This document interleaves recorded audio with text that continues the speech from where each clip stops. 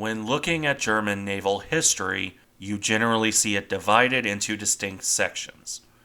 The Imperial Navy, then the Reichsmarine, followed by the Kriegsmarine, then the West and East German navies, and finally the modern German fleet. Connections between these eras are few and far between.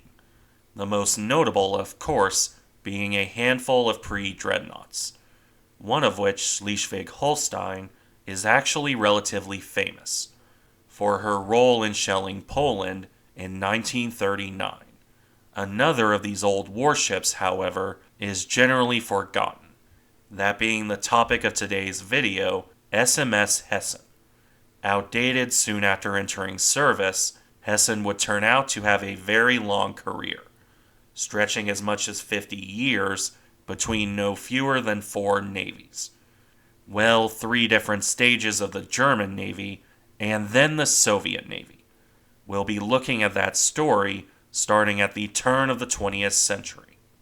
The ship that became Hessen was laid down on January 15th, 1902 in Kiel.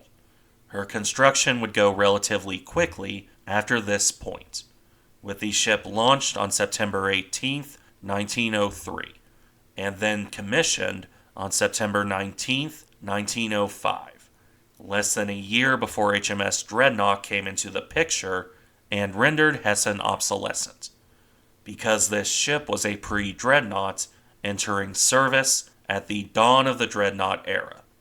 Let's look at her design now. Hessen was a member of the Braunschweig class, the second to last class of German pre-dreadnought. These ships displaced around 13,200 tons at their normal load, with the full load climbing up to around 14,400 tons. This allowed Hessen to carry the typical pre-dreadnought loadout: 2 twin turrets, with one on the bow and the other on the stern. These carried 2 28cm, 11-inch guns each, a bit on the smaller side, but typical for German battleships. These were supported by 14 17cm, 6.7-inch guns in casement mountings, with the exception of 4 of those mounted in single turrets. Those turrets were carried 2 to a side, one pair by the funnels and the other by the aft superstructure. In addition to these, Hessen carried the traditional tertiary battery, in this case 18 88mm guns and more casements, with the weaponry rounded off by 6 torpedo tubes, 1 in the bow, 2 on each broadside, and 1 in the stern. The next thing to cover is armor protection. That came out to 250mm, or 9.8 inches on the main belt, with the deck armor reaching 40mm, or 1.6 inches. Not bad protection by the standards of the day. Similarly, for a pre-dreadnought, the speed was pretty average. 18 knots on 15,700 indicated horsepower. Not the fastest out there, but pretty in line with most pre-dreadnoughts. And with that, we finish the design detail. So now we can return to service history, which is interesting in both length and what happened during it. Although it began normally enough, Hessen joined the German fleet properly on March 4th, 1906, following a few months of sea trials between her formal commissioning and joining the fleet. Not that she would get up to much at first.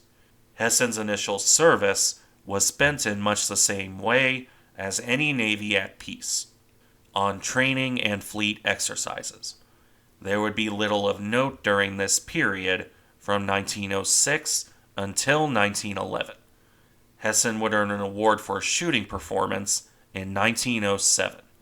Beyond that, not much happened, aside from the German fleet shifting to Wilhelmshaven and going on training cruises into the Atlantic to prepare for possible conflict in the future. Tensions were rising between Britain and Germany, mostly over the ongoing naval arms race. Now, this general theme actually continued past 1911. It would continue into 1914. However, in 1911, things began to get interesting for Hessen in particular. For instance, the battleship accidentally rammed a Danish steamer on August 23, 1911. That ship would sink from the damage, while Hessen would help rescue survivors.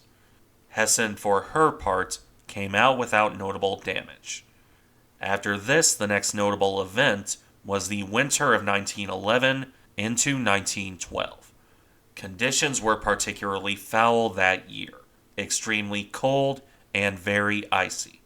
As a result, Hessen found a secondary duty as an icebreaker.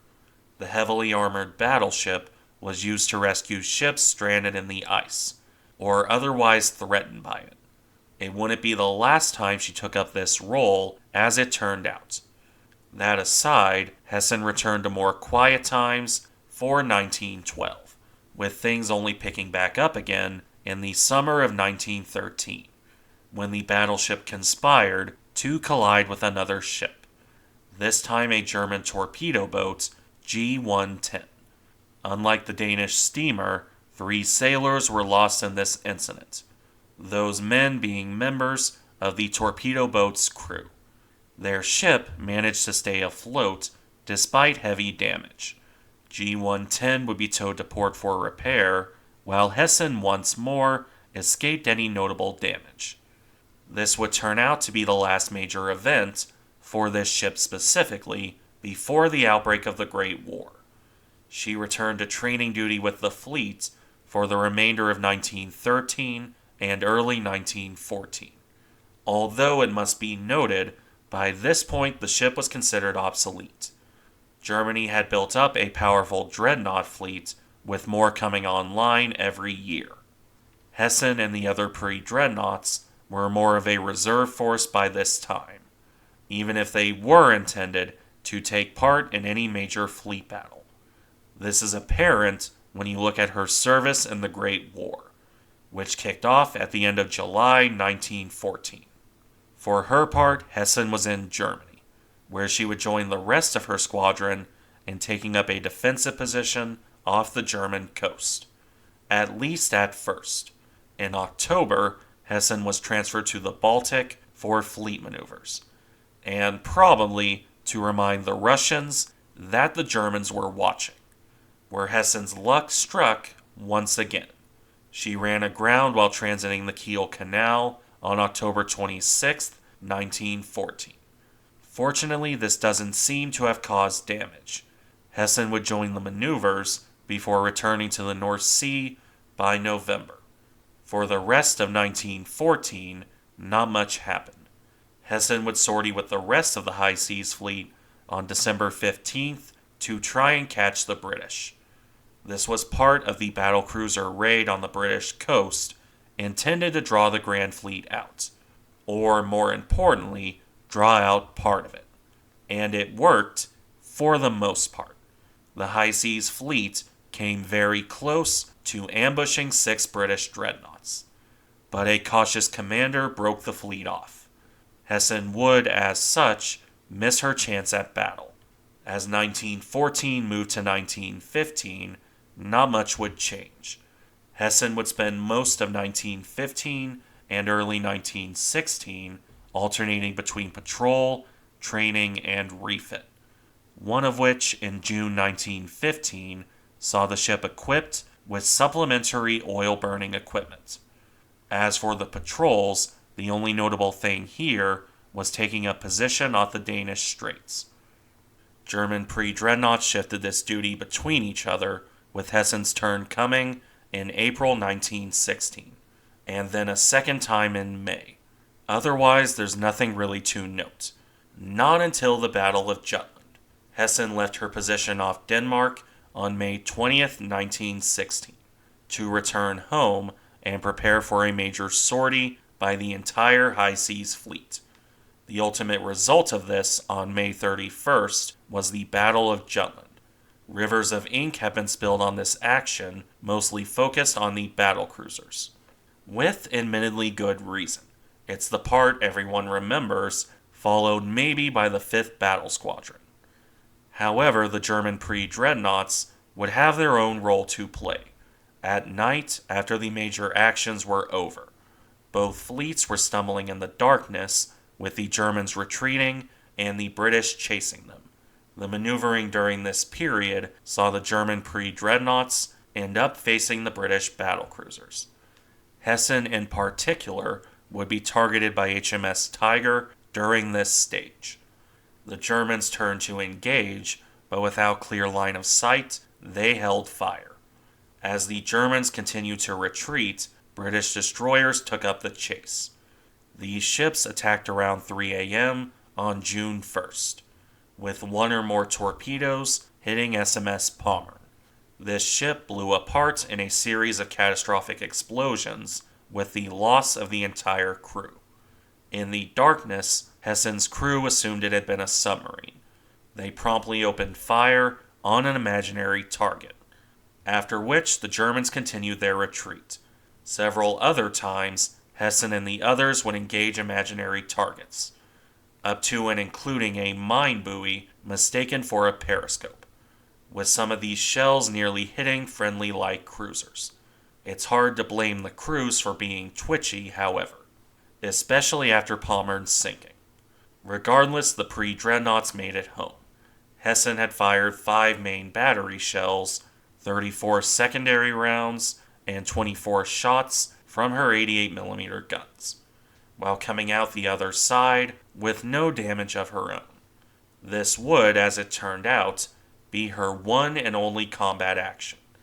Hessen was shifted to secondary roles, spending the rest of 1916 on guard duty, until ultimately being shifted to target ship in December, her last wartime role before being decommissioned and disarmed on December 12, 1916, at which point Hessen became a depot ship for the rest of the war, while her guns ended up on the Western Front as railway guns, one of which, captured by the Australians, remains to this day, preserved in the Australian War Memorial at Canberra. Hessen meanwhile survived the war.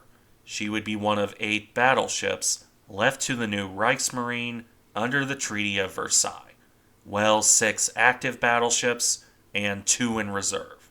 These would end up being pre-dreadnoughts, with Hessen being one of the older ones. Unsurprisingly, she was initially in reserve, until being rearmed and returned to active duty in January 1925. The ship regained her main and secondary batteries, but only 8 88mm guns, 4 of which were anti-aircraft weapons. As for torpedoes, the ship picked up 4 above-water mounts, encasements of their own. The ship's power plant was also modernized, with her coal-fired boilers replaced by oil-fired models. This improved the ship's power, although she would never be particularly fast. Not that she needed to be. Hessen would spend the 1920s as a training ship. This saw voyages to Danzig, Spain, and Norway, among others, as well as a stint as an icebreaker at the start of 1926. Although, for the most part, there isn't much to speak of, as you could probably expect. The 1920s were a generally quiet time, even for the large navies. Germany was certainly not getting up to any naval adventures. This pattern would continue into the early 1930s, the only major difference coming in location. Hessen would sail into the Mediterranean, as well as the North Sea and Baltic. This was a nice break for the crew, but it didn't change the ship's service. She would continue on these training cruises through to 1934, at which point the German fleet had rebuilt enough to no longer need Hessen, at least not as an active warship. Hessen would be decommissioned on November 12, 1934, and then converted to a target ship on March 31, 1935.